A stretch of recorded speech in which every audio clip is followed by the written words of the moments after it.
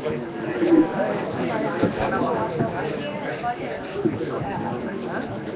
bacakan closer. Kan ni closer ni. Closer ni kemudian dekat situ.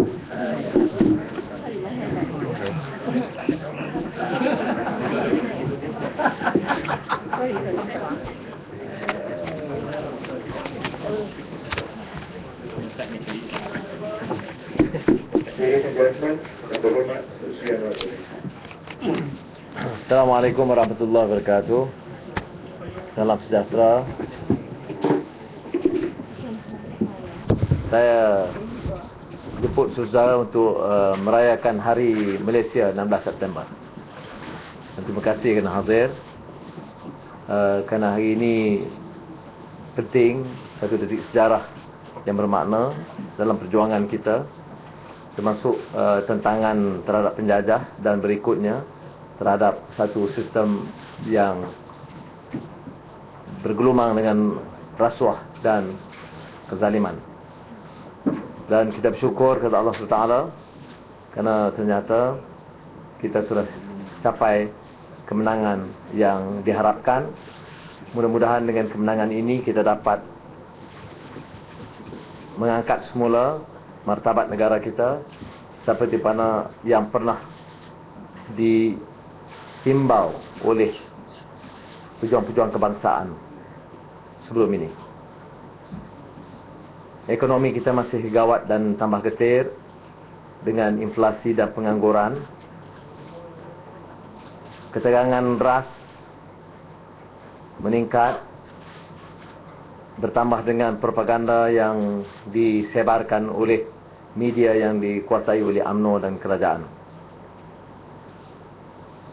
Pentadbiran negara tidak memberikan haluan yang jelas dan tindakan yang boleh meyakinkan. Kami di Pakatan Rakyat yakin insya-Allah kita dapat membantu menyelamat dan mengangkat semula ekonomi negara dan menghindar dari ketegangan ras. Kami memilih untuk menjalankannya dengan penuh bijaksana, mengikut jalur undang-undang dan menjamin keselamatan rakyat. Saudara-saudara, sehingga hari ini kita telah mendapati jumlah ahli-ahli parlimen yang melebihi dari keperluan minima untuk membentuk kerajaan, dan jumlah ini mewakili semua kelompok, agama, kaum dan wilayah. Kami ingin tekankan bahawa proses perubahan ini harus aman dan tidak mahu mengulangi apa yang pernah berlaku di Selangor dan Perak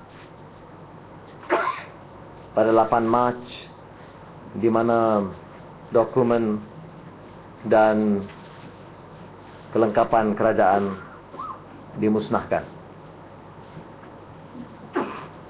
Kita juga ingin menekankan agar dan menasihat rakan-rakan dalam Barisan Nasional dan pemimpin mereka supaya jangan menyalahgunakan kuasa, menangkap dan menahan atau mendera penyokong-penyokong kami. Umpamanya tindakan Badan Pencegah Rasuah terhadap Datuk Seri Yong Teck Lee, sebaik SAPP mengumumkan hasrat menyokong undi tidak percaya terhadap pimpinan Perdana Menteri Abdullah Badawi, adalah taktik dan rencana yang harus ditolak. Begitu juga penggunaan Akta Keselamatan Dalam Negeri terhadap ahli parlimen Teresa Kok yang bertujuan di antara lain untuk menyekat kemarahan proses perubahan kerajaan. Sebab itu semalam Dr. Hatta, Saudara Johari dan Anthony Loke mewakili Pakatan Rakyat mengemukakan surat bagi pihak Pakatan Rakyat kepada Perdana Menteri untuk memohon pertemuan segera. Dan kita memilih 3 anggota parlimen untuk membawa surat ini, menunjukkan seriusnya kita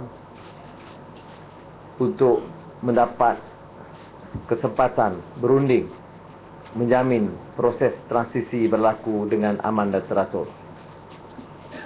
Pertama, agar kerajaan Barisan Nasional sekarang tidak melarang, menghalang ahli parlimen terus membawa dan menjana perubahan mengikut conscience, hak perlembagaan dan keputusan bebas.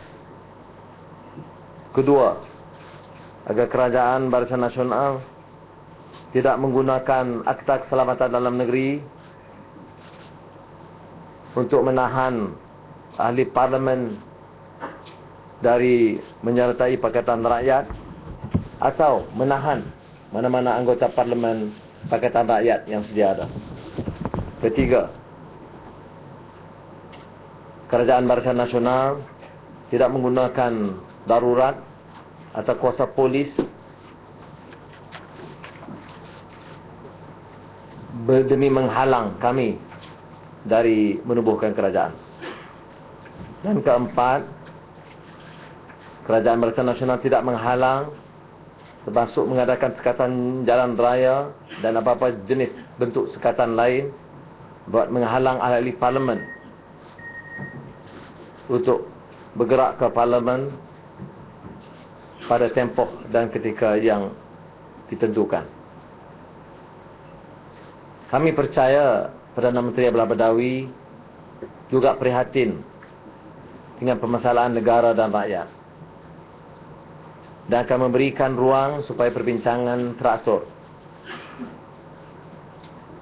dan tidak mengambil tindakan untuk sabotaj kehendak rakyat atau mengungkit isu perkauman sempit. Hasrat kami adalah untuk mentadbir dengan baik dan adil.